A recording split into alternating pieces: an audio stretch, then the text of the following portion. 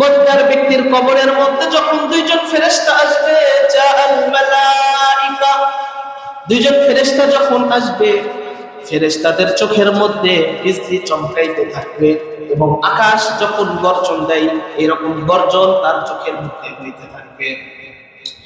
ওই ফেরেশতার নাক দিয়ে এবং যখন কথা বলবে মুখ দিয়ে আগুনের ফুলকি বের হবে। ওই ফেরেশতার চুল হবে মাথা থেকে পা পর্যন্ত, কাঁধটা এমন ভাবে চওড়া হবে কয়েকদিনের রাস্তা। দয়া মায়ার দাক্ষিণ্যতা তার মধ্যে এক চুল পরিমাণ থাকবে না।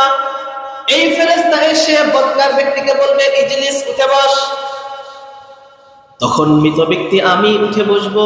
উঠে বসার পর কাফনের কাপড়টা মাথা থেকে পা পর্যন্ত খুলে গেছে। এরপরে ফেরেশতা জিজ্ঞাসা করতেছে, মা রব্বুক, তোমার রব কে?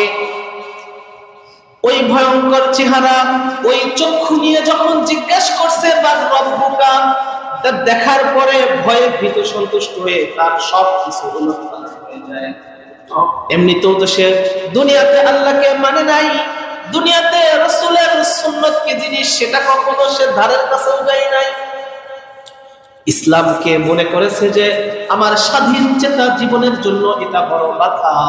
এই জন্য যারা ইসলামের অপব্যাখ্যা করেছে, ইসলামের নাম দিয়ে যারা অনইসলামিক কার্যক্রমে লিপ্ত ছিল, তাদের দলে দলে স্লোগান দিয়ে তাদের পিছনে পিছনে দৌড়ে